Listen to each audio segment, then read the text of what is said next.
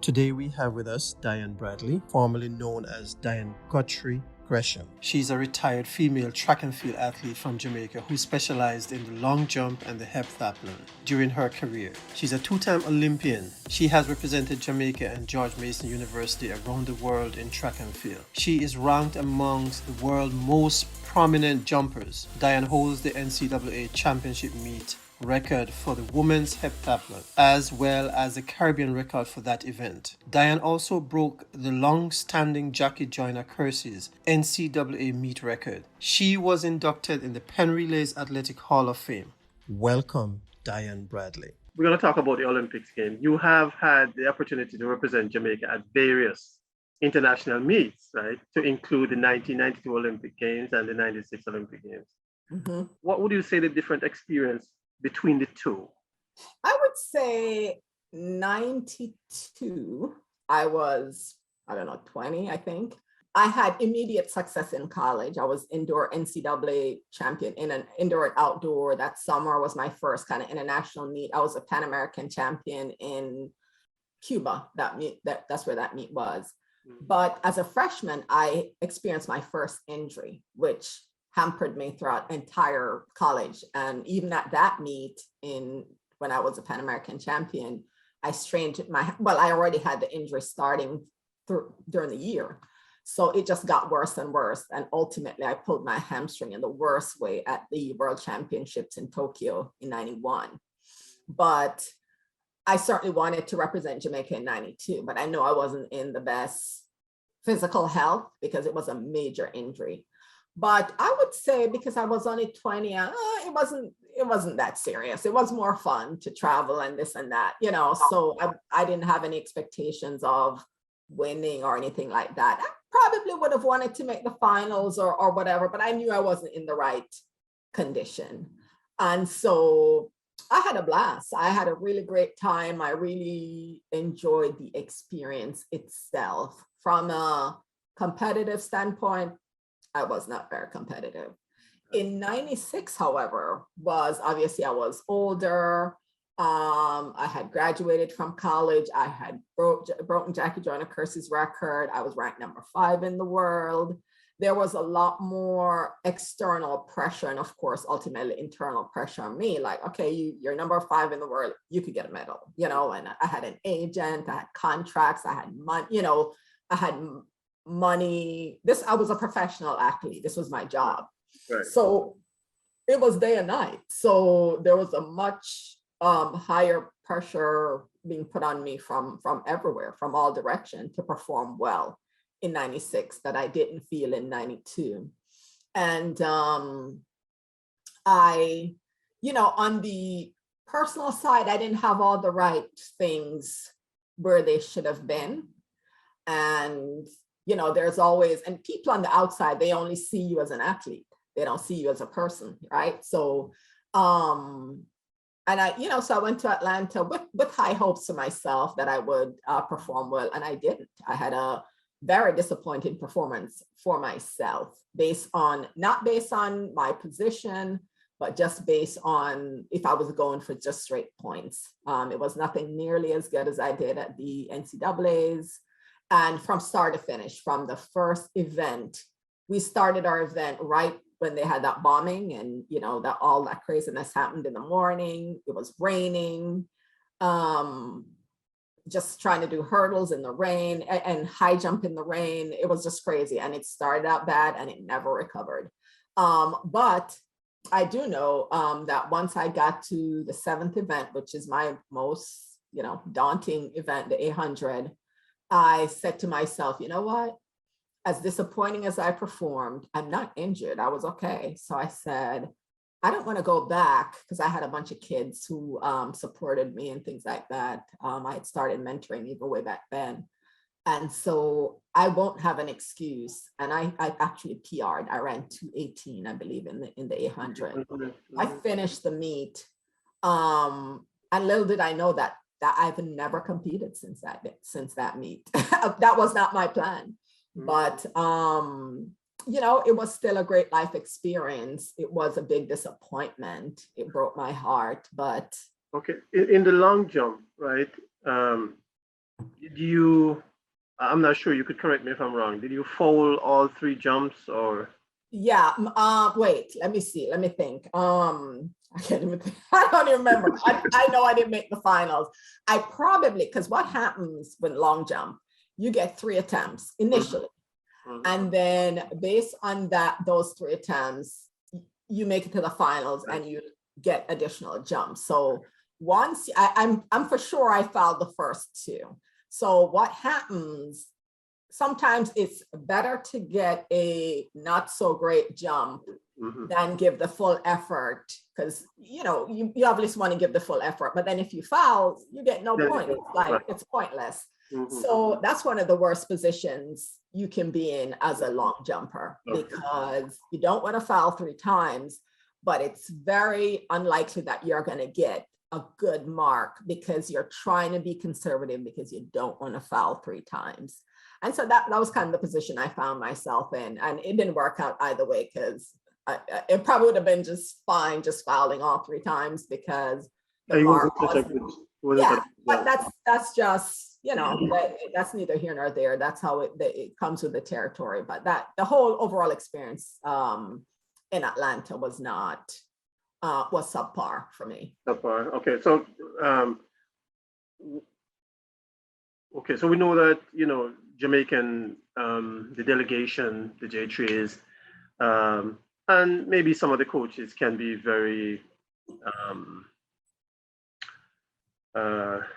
I don't know what word to use here, but when you don't perform, it's not something that they really welcome because of the reputation that Jamaica has. What was the reception like from the J3s and maybe some of the coaches based on your performance? You know what? I don't remember any specifics, but I think the way that I felt was enough. Was enough? Okay. Was enough, yeah. I'm sure I didn't, Dion Hemmings was my roommate. She was Olympic champion in the 400 hurdles. So, I felt like crap, So I don't remember if anybody said anything, but like you said, sometimes a look says everything. Absolutely. But I don't really remember any specifics, but as I said, I was my biggest critic during that time, and I was down on myself. So regardless of what they said, And now that you say that, I think this is a good place for me to ask you a question. So you say you were down on yourself. So you pretty much beat up on yourself because of your performance. Absolutely. How long did it take you to overcome that? And what are the strategies that you use to overcome that? Because I didn't. I'm sorry. I really didn't. I really did not. Did not overcome it? No, I really didn't. So as I said, this was my last. I've never competed since. So is that the reason why you did not compete anymore, or that was a part of it? I would say it's part of it. So basically, the heptathlon is what it is, right? It's grueling, it's long, it's not, it doesn't get a lot of recognition. It's a lot of hard work. I was a world-class long jumper, but I couldn't focus on the long jump because I had to do all these other 7 events. So I wanted to forget about the heptathlon, pursue the long jump. I didn't get any support in that. And, as I said, once you have an agent and manager and sponsors, they kind of dictate what you do. Yeah. And I think for me as well, track wasn't what it turned out to be. For me, it was just fun. It was a talent. It was just something fun. Once it became a profession, it lost its sauce for me. I didn't like the idea of people, the lack of privacy, people telling you what to do, everything you did became news. I really didn't care for that side of it. I wasn't doing it as a money-making thing, but obviously, there are other people who that's what it is at that point. So once I left Atlanta, I fell into a depression. Really, I didn't fully recognize it at the time, but I had all the symptoms. And I remember there were a lot of people picking at me from multiple directions, not in a negative way. I had just, I had broken jacket, you know what I mean? A lot of people knew who I was. But I did not want to do the heptathlon. But the 1 minute I wanted to avenge, I was like, oh, I can beat these girls. You know, like I wanted to go to this meet, I want to go to that meet, so I could beat them, to prove to myself, to prove to you that I can. And then next minute I was like, no, I'm tired, I don't want to do it. You know, so there was a lot of back and forth with that. And I remember a particular person who I won't name really was interested in coaching me, but it's someone who is known for their athletes taking drugs. And I never wanted to do that ever. Mm-hmm. And so I was feeling pressure from all different directions. I just wasn't in a good place. I mean, as I said, 1 minute I wanted to, the next minute I didn't want to. And I literally, it's like they call it the athlete's high and low. For 4 years, this is all you dream about, is this great meet, the Olympics, this and that. And when it comes and it passes and it's empty and you didn't do what you thought you would do, there's the sense of emptiness that nobody can describe, because it's like, oh God, I want to wait for 4 more years. You know, it's a misery, you know. And this, this was my job. I got up every day and trained all day. I was either training or in a cold thing with water, or getting a massage or chiropractic, you know, this is all I did. So there was no getting away from the sport and the disappointment of how you did. And God, I want to do over, and you know, you just go through all that stuff. But once I realized that I was basically in a depressive place, I did reach out to one of my coaches, who was you know, a major world record holder at one point, and got advice from him. And he's the one who said, ooh, this is depression. This is serious. You know, you're still young. You can always come back. But if you don't deal with this could, you know, affect you. And then he warned me never to train with that coach, but he's like, you can't fight him, Diane, don't do it. You know, you think, because I feel like I'm a tough person, like, oh yeah, I stand up and say, no, I'm not, you know. He's like, nope, don't do it.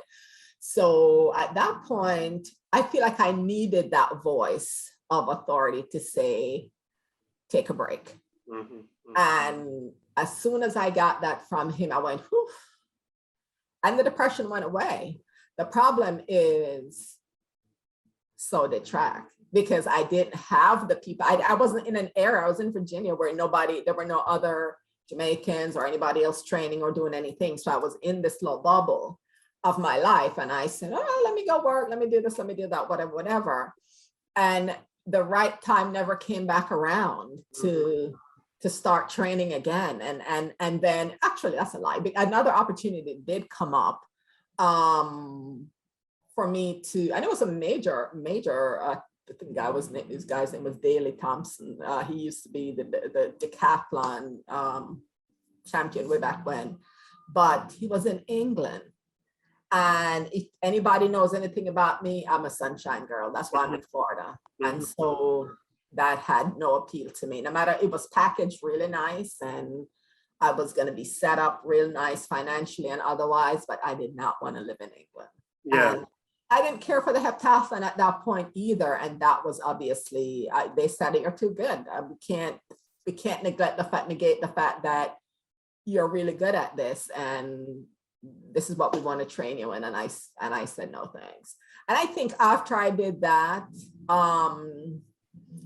you know, that was kind of it. I never rebounded from that. I just didn't feel like the fight. I wanted to do what I wanted to do. I didn't like the idea of people kind of forcing me to do what they wanted me to do. And so I just started living my life. And as I said, maybe if I had different people around me. Yeah, maybe if I lived in Texas where there's a whole bunch of people training, yeah, I probably would have, because I was still in my 20s. Right. So the atmosphere, you just needed a different atmosphere. Yeah. When you're 20, you never think you're going to be 50 or 40. You know, you just like that. And I knew I was young enough to start back, but I never did. And that was it. And the time just went on. And before I know it, there were people online, you know, fussing and fighting about who was the greatest, and you know, and all this stuff. And I just ignored it all and just got into sales and kind of started a professional career. And I got the same kind of kick out of sales that I got out of track. And, right. I mean, the experience is what you can bring right into sales. But let me just ask you this before. We know that many athletes have suffered by some decision made by the J3s, the JOA as well. Have you had any of your own experiences that you would like to share, your own personal experience? I think, you know, in the it's been so long, I don't remember specifics. In the beginning, really the biggest thing I had, and this started back during my Hampton days, which is why I give Miss McNeil so much credit, because of the events that I did, and I was the first. I was definitely a pioneer in the field events. We were known for the 100s, the 4x1, the 2, the 4 kind of thing. I got deliberately left off teams almost every single time. And I competed, I made the qualifying mark, and they just announced a team and my name wasn't there. And somebody had to make a phone call, and the next day, you know, I got added. And so I was almost like the redheaded stepchild, right? And I was this little country girl who, whatever, you know, was kind of a pain in the butt, right? So, so I went through that several times where someone was always having the fuss to get me on the team. And so it's kind of like, you're here, but we don't really want you. I don't know. It was kind of like that, you know. I performed. Yeah, I understand it. It was what it was. I think in the end, you know, I think they realized I was whatever. I was an intelligent kid. I was different. I was definitely different. So I remember being selected as team captain several times and things like that. So that kind of made up for it.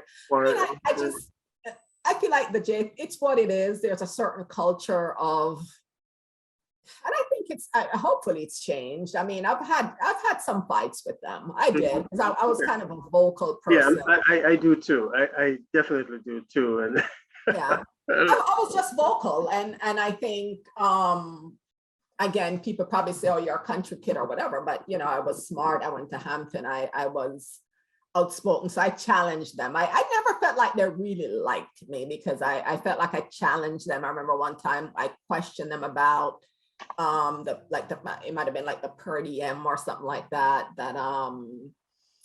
you know, they had a ton of money and I just happened to see them peeling off these little dollar bills, you know, and I was like, what are y'all doing with all this money, you know? So but I don't really have a grudge against anybody. Well, I know, you know, everybody experience with the J3s and the JO is different.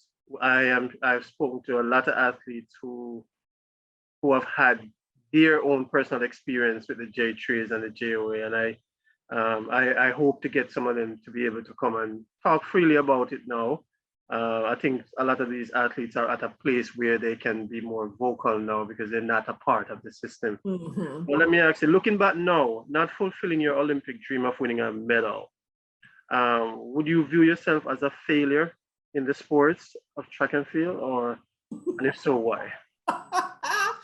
That's a tough question, because I think I would say no, but there's that little part of me that to this day, well, I don't want to say this day because it hasn't happened in a while, but I have this recurring dream, and that I'm competing and I always forget my spikes or my socks, or I'm not warmed up, or I miss it all the time. So I've talked to therapists about it. I've talked to my husband about it, you know what I mean? So it's like, God, it's been 25 years. Why do you still dream that? So I think even though I have an extremely successful life professionally and otherwise now, so I would want to say no, but I think subconsciously there's that part of you that kind of feels like, man, whatever. But would it have made a difference? So would you say that is your biggest regret, not winning a medal? Nah. I don't think it was. It wasn't that serious. I mean, it would have been nice, but it would not have really changed anything. I mean, I think when you're in the throes of it, it seems like it's the most important thing in the world. But once that time goes by, and now I'm 50, it's like, it's just another thing. It's almost like people go, oh, you're a two-time Olympian. It makes no difference to me. You know what I mean? Like, in the sense that it doesn't really do anything in my life. It's just, a phase of my life. So I think if I had won 4 gold medals at this point, it would be like, wow, I'm a 4-time Olympic champion. And, I don't know that it would make any difference. The experience was good while you were in it. So let's jump a little further then. Do you believe that Jamaica does enough for past professional athletes? And what do you think they could have done differently for past athletes?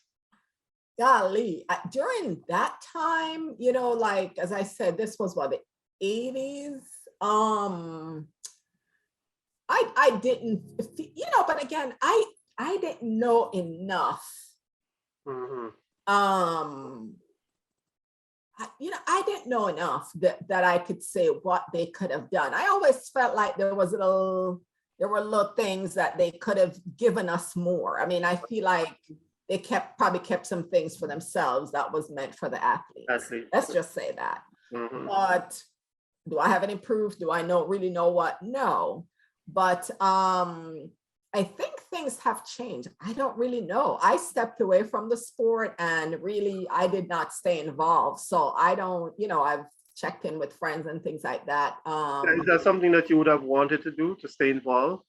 Yeah, I think that would be like my main motivation for so what I would consider, and I don't like to use the word regret because I feel like I've made up for this in other areas, but one of my main dreams of being successful as an athlete was to go back to Jamaica and mentor my 10-year-old self, literally. And I feel like being a successful athlete would have given me the access. Mm-hmm. So once that shut down and I was not that star or Olympic champion or whatever, that was a disappointing phase because that really was my dream. I felt like, man, you have all these little kids in the country whose parents are probably not around or whatever the situation. And if I could just talk to them and say, this is just a phase in life. You can be anything. You can be anywhere. This is going to change. Don't be so down on yourself. The things that I went through, I always wanted to do that. But once I realized it wasn't going to happen in Jamaica per se, I started doing it here.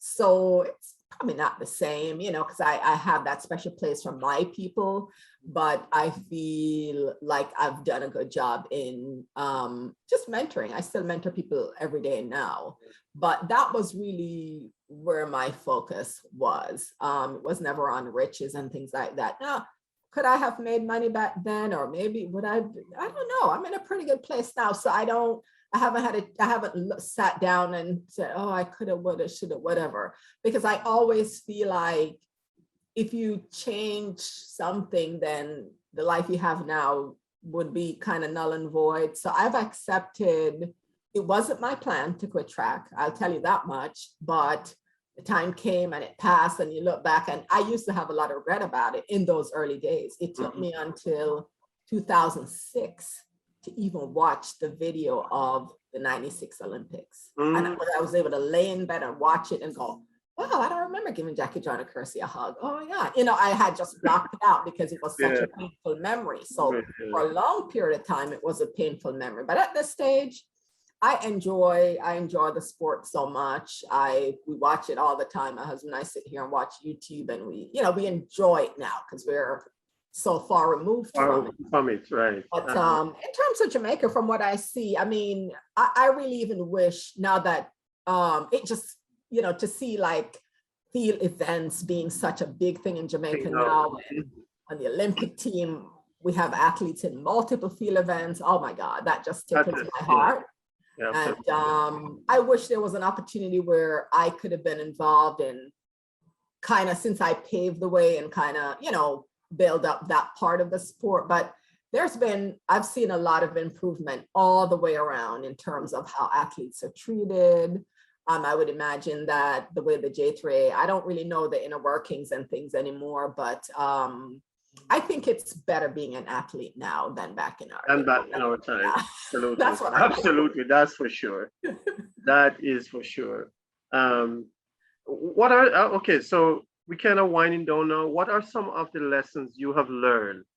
If you could just give us maybe 2 or 3 lessons that you have learned from your track and field career, that you would like to share with upcoming athletes. I would say there's no time like the present, and I tell those same things to my children, like, you're only going to be a teenager once, or you're going to be whatever age you are once. So don't take for granted the talent that you have and go, oh, I'll do it next year, I'll do it when I get to college, or I'll do it, So whatever opportunity you have, take advantage of it, because tomorrow isn't promised, for one thing. Yeah. But also, my God, the years move so fast, and it's, there was a window when I felt like, oh, I could go back and do it, and then that window closed. So definitely take advantage of the now. The second lesson would be always have a plan B. So just like how my father told me about academics, once it's in your head, nobody can take it out. Mm-hmm. When I walked away from track, I didn't have a full plan B, but I had a double major, good GPA. I knew how to finagle. I was able to get a good job and things like that. So no matter how good you are, you can only be an athlete for X amount of time. And sometimes it only takes a small injury to sideline you. So it's always nice to have something that's good for the long term. Good. Winning for many athletes mean different things. What does a win mean for you? What does winning mean for you? Winning. It means different things at different stages. Like I said, in the early days, it didn't really have a whole lot of meaning. It was just something I did. I didn't think much about my life or anything. I was just kind of floating through life, take one day at a time. And there was another point where winning meant I could go somewhere, I could be somebody. When I transitioned to the United States, it had a whole different meaning, because all of a sudden, on the outside, I was this kind of superstar athlete, multiple time NCAA champion, and people really put me on a pedestal, even though inside I felt like the same little kid in Jamaica. But it definitely changed people's perception of you. And that's kind of a nice thing, but you still have to know who you are on the inside. And like now in my life, I'm still in sales, so I'm in a competitive kind of atmosphere still, and I don't really need to be, but it's kind of part of who I am. And it's just a sense of accomplishment. Mm-hmm. It's a sense of accomplishment that you are being your best. And sometimes it could work against you in a way. I'm a believer, first and foremost. I'm a Christian, a woman of God. So that's my kind of like the number one thing in my life. And so sometimes being so competitive kind of works against that, because it's almost like being competitive is relying on self. And we know that the self is not, no, that's not really. not a good thing. But, so I play this delicate balance with being my competitive self and really knowing who I belong to. So it's and I did have a question, and that's I'm still going to ask you that question in terms of faith when I get there. But these are short questions. So there is a major push to get transgender to compete in major, maybe international meets. When you look at track and field today, what do you have to say about where the sports are heading?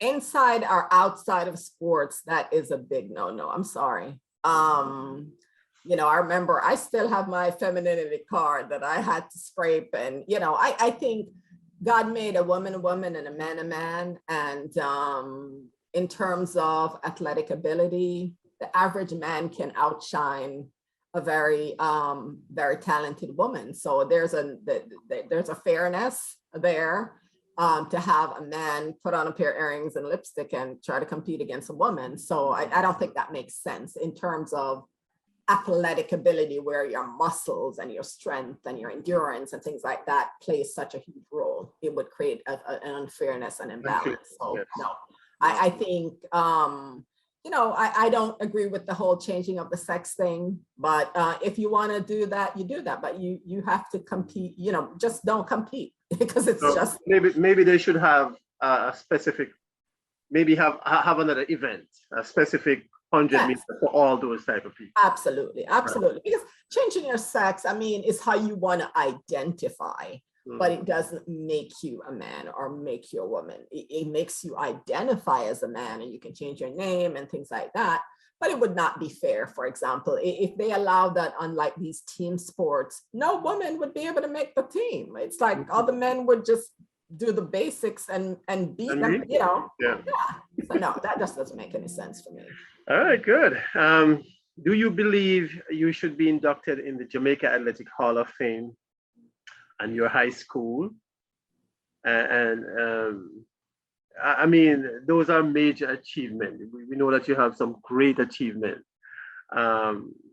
Did they ever consider recognizing you for your achievement? Starting with Hampton, Stets, the J3s, the JOA, Jamaica?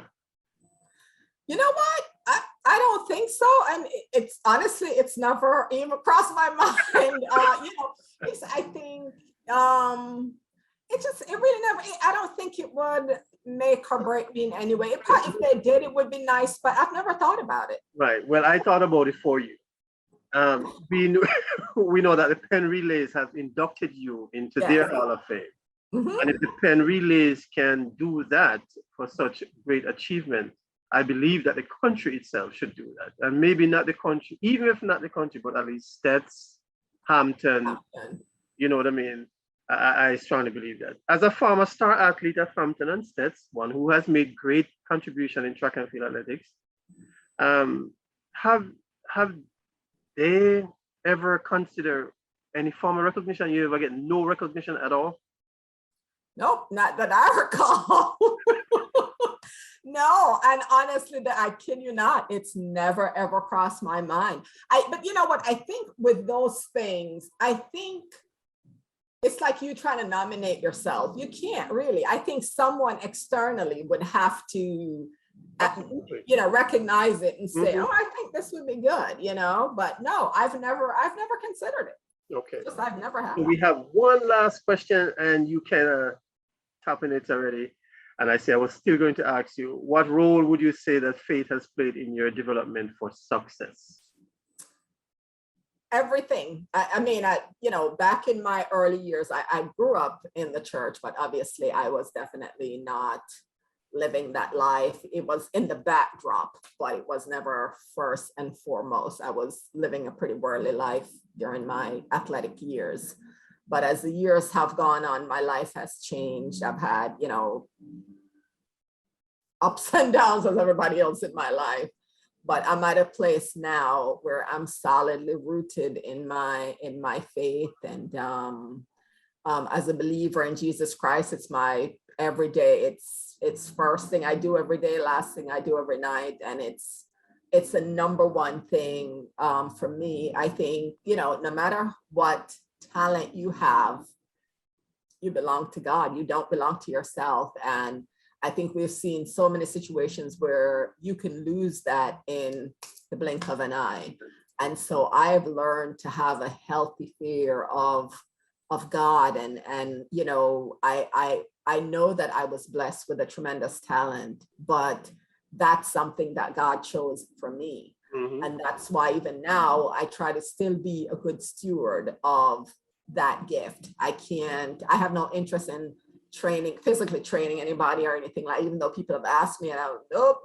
But I know that being an athlete makes me a good mentor as well, because my life hasn't always been a bed of roses, and I can share some of those pitfalls and my childhood experience and how I transitioned from one thing to the next. But at the end of the day, like the last mentoring group that I did, a whole bunch of kids last year, and I told them it's not who you are, because they saw me as a two-time Olympian. I said, it's not who you are, it's whose you are. And that was my tagline. And that's how I live my life every day. And regardless of, and it doesn't matter to me if I'm ever inducted anywhere, Dennis, I have a great life. I have a great relationship with God. I you know what I mean? I feel favored and blessed and happy, and I really don't need anything else. Absolutely. You know, God is everything. God Yes. is everything. And you see, you couldn't have said it any better. And I think it's a very good way to end this YouTube channel, that God is everything. He is everything for God me. is everything. Yeah. Yeah. Thank you so much, Diane. I really appreciate it. This was good. And I will make sure I send you the link. Awesome. Yeah, and I want to thank you for having me, and you know, for your purpose. I mean, you're living in your purpose as well, and hopefully you'll continue to be a blessing to others. And you know, as I said, if anything I said or a part of what I said lands on someone's ears and makes a difference in their life, it doesn't have to be, I'm not looking for a big audience. It could be just one person who really needed to hear something. Mm-hmm. And so I give you kudos for what you're doing. And so I don't see this as me doing you any favors. I feel like helping you be a blessing to someone else. Absolutely. Yep. Thank you so much. Have a great night. Right. We'll talk again soon. All right. Take care. Thank you.